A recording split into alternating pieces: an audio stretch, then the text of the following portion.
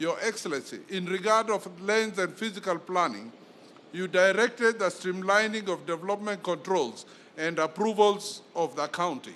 We are now administering the control system for processing approvals and developments. Further, you directed we clear a backlog of 4,400 development applications that had accumulated as backlog by the time NMS took over due to corruption cartels at City Hall. I'm happy to report to you, sir, that the 100% of the development applications for submitted have been approved. Your Excellency, in the sector of housing and urban development, we have been working towards delivery of 4 directives within 100 days.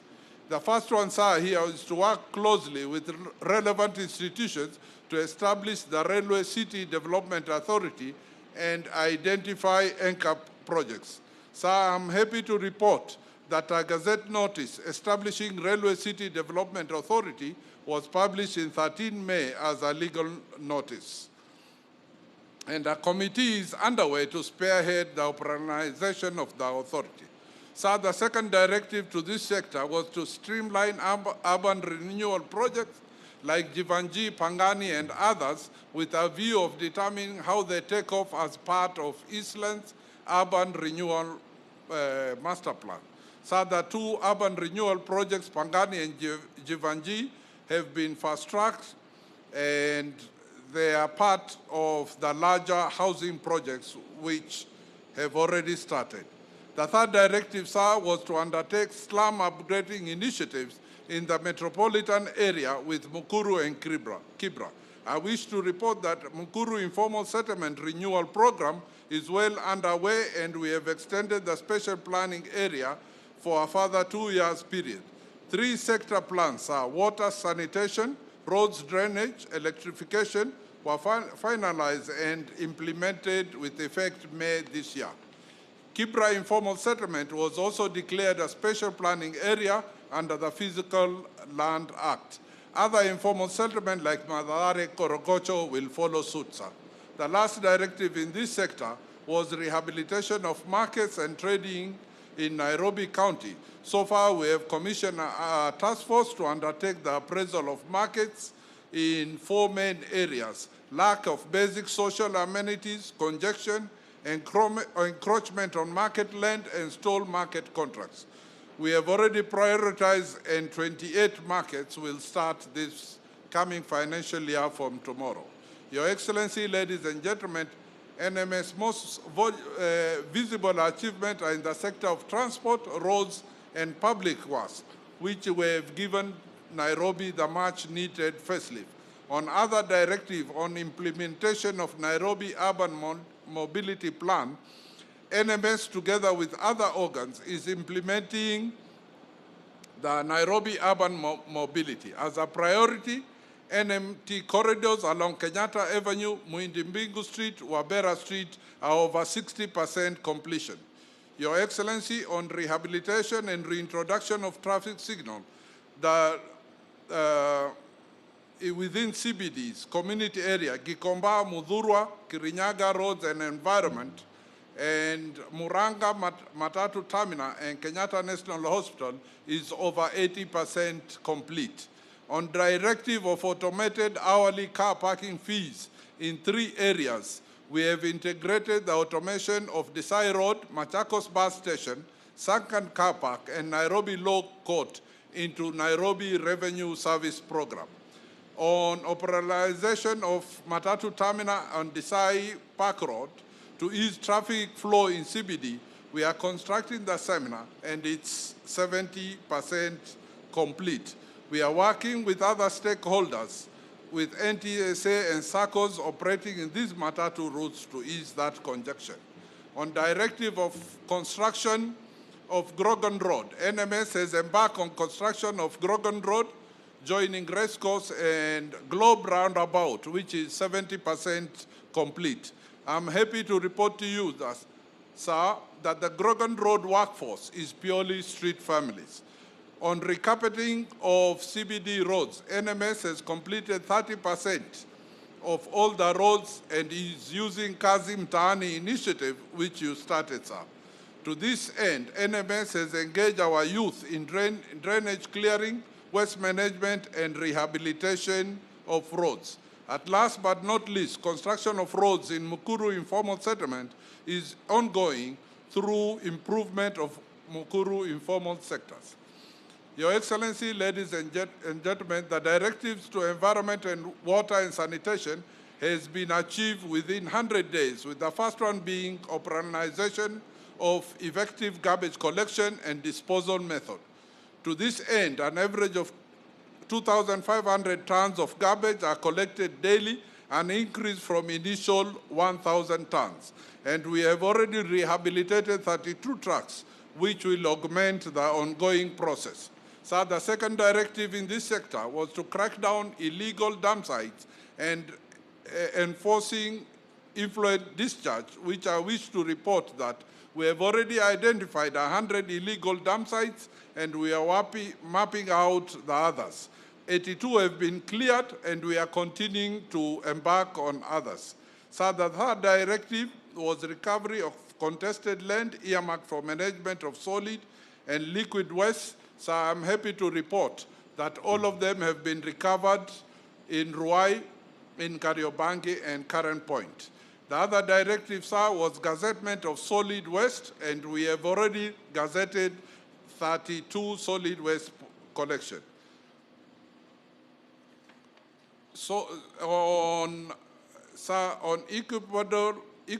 equitable water and better distribution Nairobi directive, Your Excellency, I wish to report that NMS have identified 3 strategies to ensure equitable and better water distribution in Nairobi through borehole sinking, extension of water pipe, and using water bowsers. So far, sir, out of 93 borehole sites, 92 are complete, and the other one will be ready within 1 week. I wish to report that collaboration with Nairobi City Water and Sewerage, 20,903 meters of extension piping is complete and already supplying water to residents, and 13 million liters of water distributed using water bowsers to informal settlement. On digitalization and registration, monitoring vendors and bowsers, sir, we have already gazetted, and the exercise is ongoing. Your Excellency, on the directive of beautification, I wish to state that NMS was established, since it was established, beautification activities within the city have been ongoing. So far, open spaces have been reclaimed and beautified, and routine maintenance of activities is ongoing. In collaboration with Ministry of Environment, Michuki Park has been rehabilitated to a botanical garden and recreation park within the urban setup.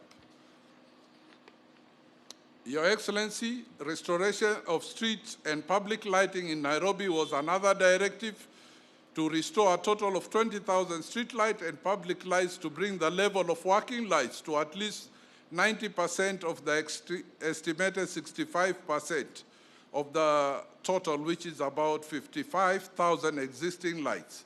We target to restore 18,000 lanterns and 2,000 floodlights, sir.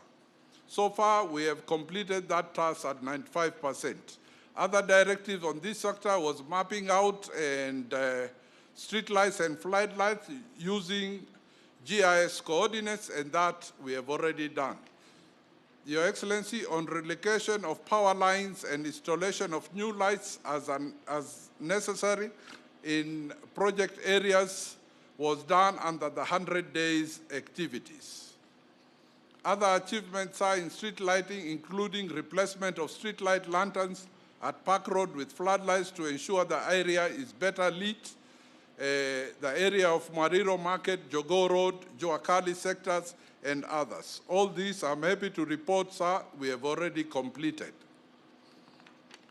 At last but not least, Your Excellency, we have begun the process of having intelligence lighting in the city, which will enable us eventually to lead Nairobi being a smart city, where street lights and public lights will do more than just lighting the city, but be a platform where many other facilities can be added, for example, security camera, free Wi-Fi, remote controller, telemedicine, and others.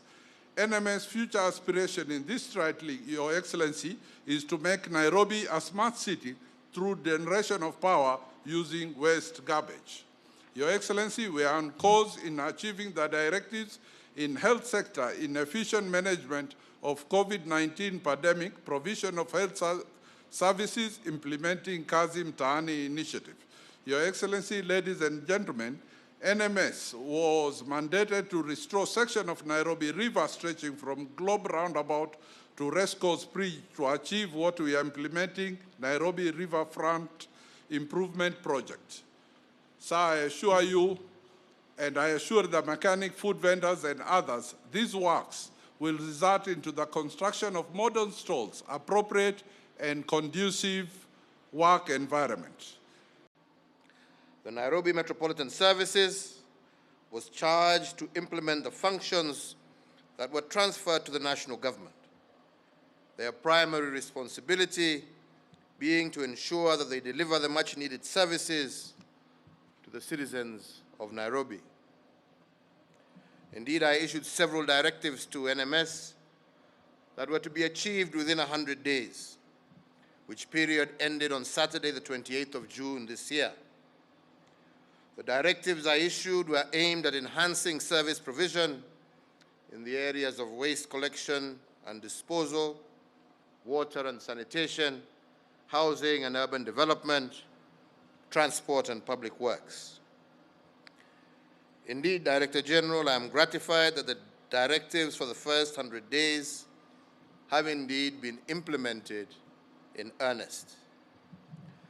Progress has been made in the areas of implementing the Nairobi Urban Mobility Plan, effecting the non-motorized transport strategy, reviewing the development approvals process, improving solid waste management, streamlining urban renewal projects, and reviewing and improving the governance and transparency models deployed in service delivery.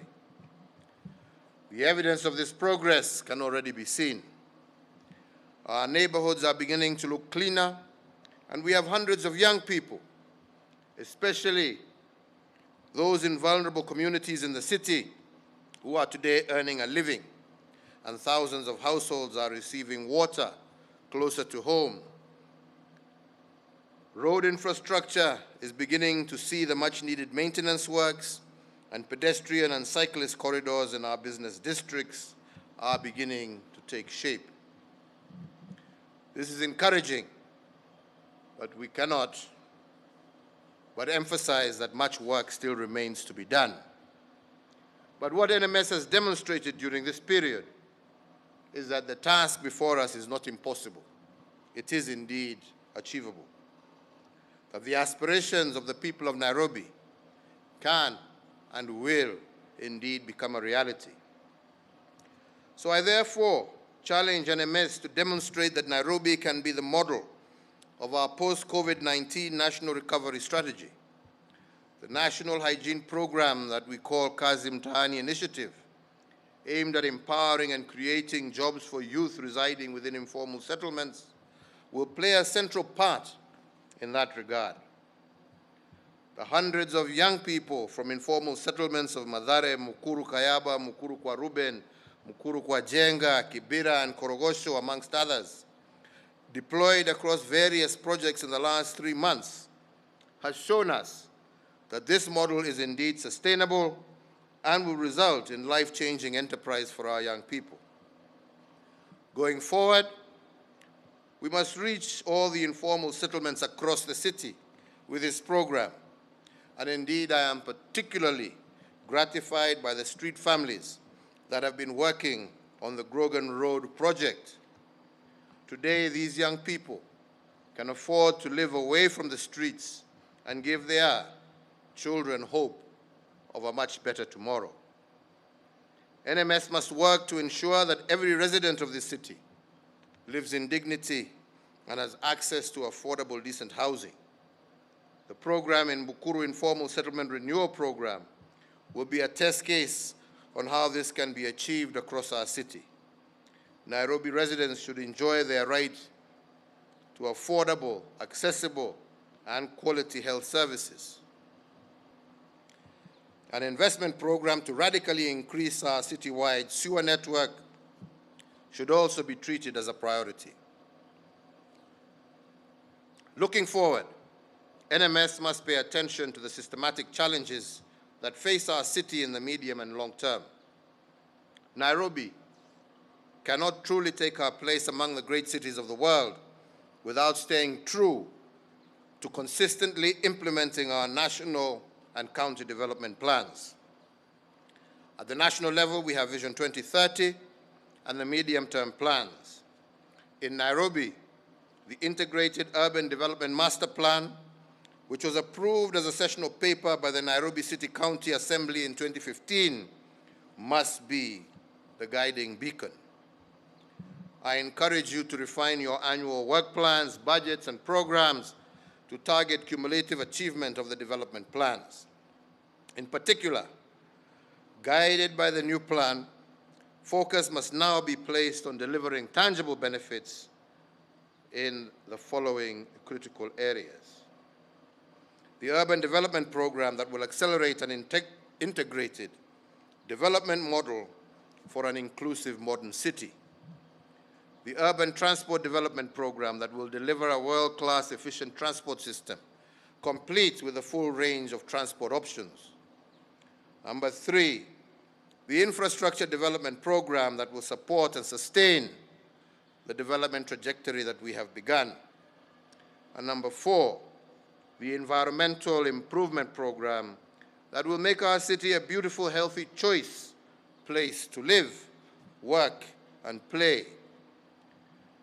And number 5, the urban management strengthening program founded on our democratic ideals and national values that will underpin our administration and service delivery models. With respect to doing business in Nairobi, the business re-engineering and citizen supporting services and processes must aim at rebuilding the Nairobi dream, a county where every business person, small or big, will have an equal opportunity to find work or to do business. The enforcement of laws must become enabling, fair, and transparent. By doing so, we will ensure that Nairobi's prosperity will leave no one behind, and we will all make our beloved city a tourist haven with opportunities for everyone, thus making Nairobi a globally competitive city as well as a regional hub. So I therefore continue to challenge NMS to remain true to the founding values of this great nation and continue to deliver services as an accountable, compassionate, and caring institution. I commend you, Major General Badi, indeed the management and the entire NMS team, as well as the supporting team from national government, for what they have achieved so far and for demonstrating that indeed public services can be delivered with commitment, dedication, and around the clock. I also wish to thank the leadership of the Nairobi County Government, the Governor, the Nairobi City County Assembly, the National Assembly, and the Senate for the support that they have afforded this novel initiative. Without doubt, a whole-of-government approach is what will sustainably change our country for the better. As I conclude, I remind you all that Kenya is known worldwide as the cradle of mankind, and Nairobi is at the heart of that identity. We must therefore make it our every effort to ensure that this city, home to people from all over the world, regains its glory. I am confident in this. It is Nairobi's destiny to be the go-to city in Africa and a leading city in the world. Nawashukuru nyote, asanteni sana, pongezi kwa kazi.